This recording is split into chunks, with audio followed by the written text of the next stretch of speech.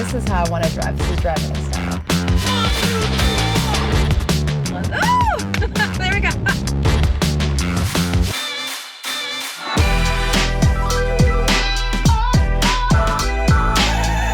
Hi, Lyn. I'm Alicia. Hi, Alicia. It's great to meet you. Great to meet you. I've heard so much about you. I know you are a car expert, but tell me more about what you do. I review cars for Auto Trader, and I am also an off-road rally driver. So you're just an all-around amazing woman. Growing up, we would go to the Monterey Car Show. My first car was a '67 Mustang, so I grew up with loving cars. I've loved cars since I was a little kid. My dad had 2 Porsche Speedsters when I was a young girl, and I've just always loved cars. I would sit in the right seat with my mom when she was driving, and she had a 5-speed manual, and I made her teach me how to shift when I was about 12 years old. I do think there are a lot of things that people sort of don't understand about EVs. The first one, and this is the most important, I think, is range. So there is really a thing called range anxiety. And a lot of people are concerned that they're going to get somewhere and they're not going to be able to get home.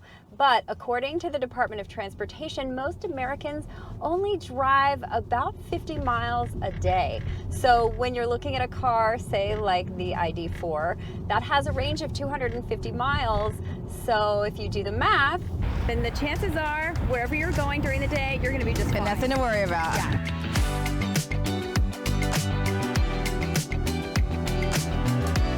Myth bust this, that EVs are slow. And there's a difference between torque and horsepower, right? Yes. So, torque and horsepower are sometimes numbers that car enthusiasts throw around, and the rest of us just sort of are clueless as to what those mean. You don't necessarily need to know the numbers, but you do need to know what each of those things does. So, torque is the work that makes the car initially go. And horsepower is what keeps it going and maintains or accelerates its speed. So with a combustion engine, you've got a lot of moving parts within the engine that are trying to work hard to get the torque going. However, with an electric vehicle, the motor doesn't need to do all of that, and the torque, 100% of it, is instant.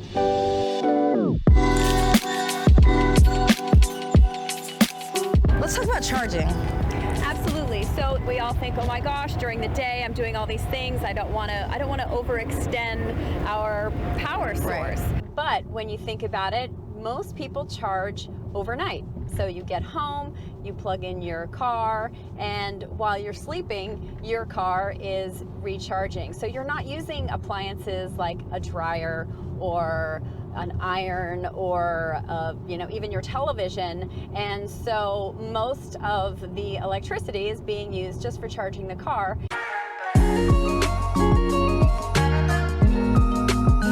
You've driven in all kinds of conditions. I guess what conditions would this car be best for?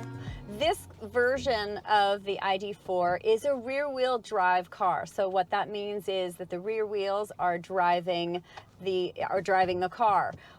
Volkswagen is coming out with a all-wheel drive version of the ID.4. That all-wheel drive version will also actually really help with traction when you are driving in inclement weather like snow or ice or rain, so can come in really handy in those kinds of environments. When you want to do a road trip, will this map out, where the charge stations are? How could you do that? Absolutely. The technology that comes with EVs now is pretty astounding. And if you set your navigation and the car knows exactly where you're going, then it can map out and tell you exactly where your charge stations are, so you can successfully plan your trip without having to worry about losing all of your charge and getting stuck. Okay, we just went from 0 to 60. Lyn, that was amazing. I cannot thank you enough for the education about EVs and the ID.4.